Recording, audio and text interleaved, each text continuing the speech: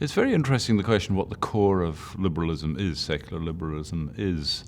I think there are a couple of ideas in there that it's difficult to make sense of other than against the background of Christian history. And not just as an historical matter, but actually in terms of their substance. So let me just say what a couple of those are. One is the idea of equality. I mean, I think it's a very extensive commitment of contemporary secular liberalism that in some sense all people are equal. In some important sense, all people are equal. Now, when you actually probe that and say, what does that mean?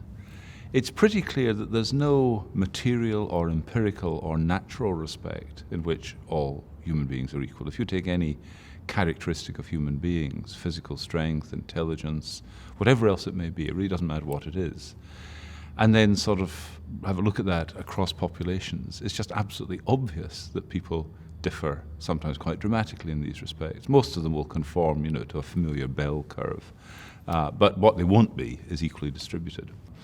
So given that secular liberalism tends to go with a kind of philosophical position we might call naturalism, the idea that we can't invoke any non-natural forces, entities, causes, and so on, it becomes quite difficult, I think, for the liberal to give an account of their egalitarianism. If all people are equal, what's the foundation of that? Now, I think to some extent they're, as it were, living off the capital of a Judeo-Christian inheritance.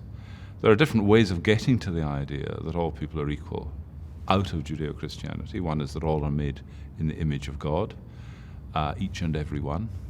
Another one is that God has equal regard for each. But in one sense, it doesn't really quite matter which of those you go to.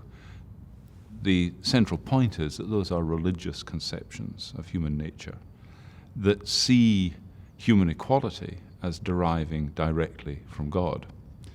And I think in part the secular liberal sort of forgets the history of this idea. But it's not, as I say, it's not just a historical question. Supposing somebody says, well, sure, I grant you that history, but that's not essential for the purpose of making out the notion of human equality.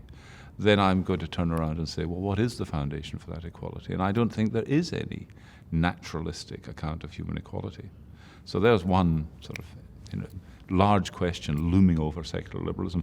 And my own feeling about that, by the way, is as that becomes increasingly evident, as it were, the foundationlessness of the secular view, so I think secular liberalism is going to begin to collapse in upon itself, because it just really can't sustain this doctrine of equality.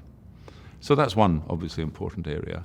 I think a second important area, if I could just add very briefly, is something that secular society and liberal society places great value upon, is kind of human creativity, imagination, autonomy, these aspects of a human being to make something of life out of their own imagination, out of their own intelligence, and so on.